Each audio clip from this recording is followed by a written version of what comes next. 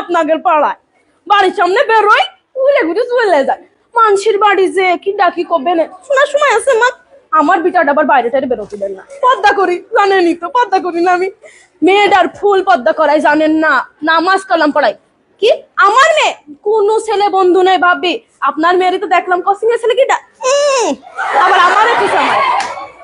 আমি তো দেখি না ভাবছেন। আপনার মেয়ে কার সাথে গল্প করে জানেন? পাড়ার ওই সামলার সাথে। খোঁজ খবর রাখবেন না, চোখে চোখে রাখবেন ভাবি, চোখে চোখে রাখবেন।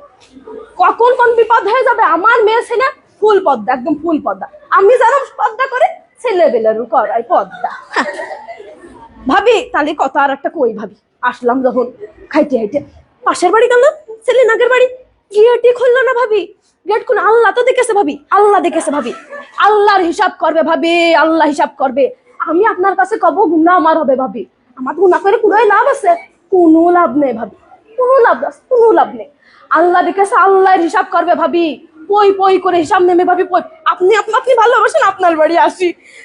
আল্লাহ, তার আগে আরেক বাড়ি গেলাম, পানিও দিল না ভাবি, পানিও দিল না। পানি তো দিতে পারে, পানিও দিল না।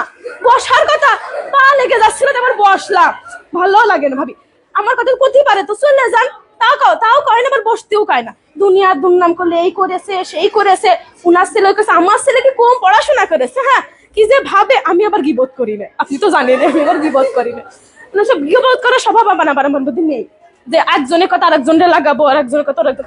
আমার ছেলে আবার কিন্তু ভালো পড়াশোনা করে, আপনারা তো সবাই জানেন। মেয়েটারও পর্দা করাচ্ছে, ভালো হুজুর টুজুর দিকে বিয়ে দিয়ে দিবে। আমার বিটা জানেনি তো, 5 ওয়াক্ত নামাজ কালাম পড়ে।